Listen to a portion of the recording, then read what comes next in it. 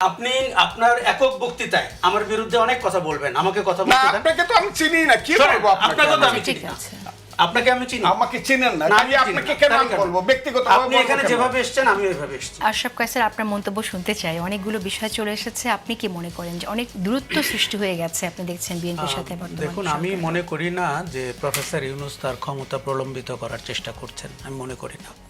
আমি একটা জিনিস বলি আপনাকে, ধরেন এই সরকারের আসলে ম্যান্ডেট কি আমরা পরিষ্কার বুঝতে পেরেছি। গণ অভ্যুত্থান হচ্ছে সরকারটির ম্যান্ডেট।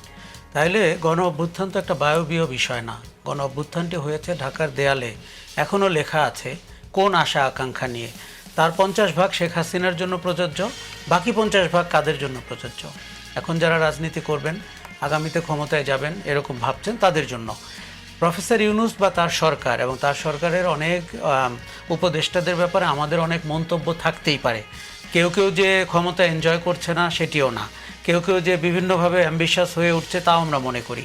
কিন্তু ওই ম্যান্ডেট তো আপনাকে মানতে হবে। আমরা তো একটা সুযোগ পেয়েছি যে যেইভাবে বাংলাদেশে ফ্যাসিজম কায়েম হয় একটি তথাকথিত নির্বাচনের পরপরই, সেই জায়গা থেকে বাংলাদেশ বেরোতে পারে কিনা, রাজনৈতিক সংস্কৃতিটাকে আমরা বদলাতে পারি কিনা, এবং যেইভাবে রাজনৈতিক দলগুলো, একটু উদাহরণটা দেন কিভাবে বদলায়, কি কি করলে বদল হবে? একটু দেখুন উদাহরণটা দেন, রাজনৈতিক, বুঝি আমি আপনাকে বলি, 7 মাসে এত কথা বলছেন, কোনো দলের সংস্কৃতির বদলানোর কোনো খবর পেয়েছি আমরা? পাইনি। যেটি পেয়েছি, আওয়ামী লীগ হওয়ার চেষ্টা করছে দলগুলো। আওয়ামী লীগ যা যা খারাপ কাজ করেছিল, যার যেখানে প্রভাব প্রতিপত্তি আছে, সে আওয়ামী লীগ হওয়ার চেষ্টা করছে। আমি বিএনপির ভেতরে, শোনেন কথা হইলেই খালি 31 দফা, বিএনপির ভিতরে আমি কোনো 7 মাসে পরিবর্তনের, তারেক রহমানের বক্তব্য ছাড়া, তার ম্যাচুরিটির লক্ষণ ছাড়া আমি কিন্তু মাঠে ঘাটে প্রান্তরে যেই চাঁদাবাজি, যে দখলদারি, সেই মাস্তানি, সেই থানা ঘেরাও, এর মধ্যে আমি কোনো পরিবর্তন দেখছি না। এবং দেখুন, আপনার মনে রাখতে হবে যে এই দলটি 16 বছর ক্ষমতার বাইরে ছিল। আমরা তখন প্রতিদিন এই দলের গণতান্ত্রিক অধিকারের পক্ষে কথা বলেছি, স্বৈরতান্ত্রিক শাসনের বিরুদ্ধে কথা বলেছি। এখন যদি আমি তার পক্ষে কথা বলতে না পারি, তাকে আমাকে সন্দেহ করতে হবে না, নিজেকে সন্দেহ করতে হবে। আমি পরীক্ষাটি খুব সহজ করে দিলাম। দেখুন, এখন মনে হবে যে এরা কথা বলতেছেন, এরাও নিশ্চয়ই অনির্বাচিত সরকারের কিছু সুবিধাভোগী। ব্যাপারটি তা না। দেখুন, বিএনপির জন্য আগামীতে পরিণতি কি অপেক্ষা করছে একমাত্র ইতিহাস বলতে পারবে। কিন্তু সংস্কার করে, বিএনপি যদি দলের সংস্কার করে, রাজনীতির সংস্কার করে, তার নেতৃত্বের সংস্কার করে, নেতৃত্বের আচরণের সংস্কার করে, তাহলে বিএনপির জন্য একটা সুসময় অপেক্ষা করছে বলে রাজনীতির বাইরের থেকে দেখা দৃষ্টিতে আমি কথাটি আপনাকে আজকে বললাম। দেখুন, বিএনপি এখন সংস্কার বললেই সন্দেহবাতিক হয়ে উঠছে। শোনেন, এইখানে আমি কিন্তু মনে করি না যে সব প্রয়োজনীয় সংস্কার করতে হলেও ডিসেম্বরের পরে যেতে হবে নির্বাচন করতে, আমি কিন্তু মনে করি না। দেখুন, এখানে সংস্কার বলে কেউ কেউ কমিটি করে, কমিশন করে, বড় বড় অফিস নিয়ে, সুবিধা ভোগ করে একটা যে চক্রের মধ্যে পড়ে গেছে, এটি কিন্তু আমিও বলি। কিন্তু আপনি আগামী 3 মাসে বাংলাদেশের সবগুলো বড় সংস্কারের ব্যাপারে ঐকমত্য করে পরবর্তী 3 মাসে সেটি বাস্তবায়ন করে ডিসেম্বরে নির্বাচন দিয়ে বিদায় নিতে পারেন। কাজে আমি কিন্তু সরকারটিকে প্রলম্বিত করতে হবে সংস্কার বাস্তবায়ন করতে হলে, আমি এই মতাদর্শের লোক না।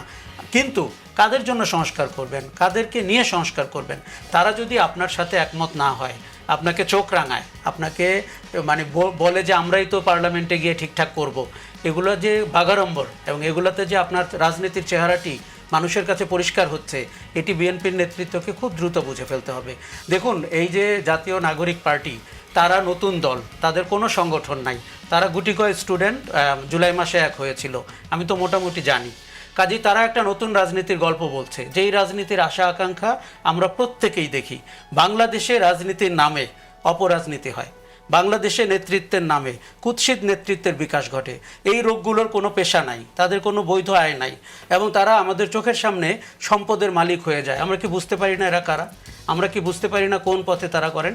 দেখুন, সাংবিধানিকভাবে যে স্বৈরতন্ত্র কায়েম করা যায়, সেখান থেকে তো সংবিধানকে আপনার রক্ষা করতে হবে। আমি কিন্তু বলছি না দেশের নাম বদলাতে হবে এবং অনেক আহামরি সংস্কার করতে হবে, আমি প্রয়োজনীয় সংস্কারের কথা বলছি।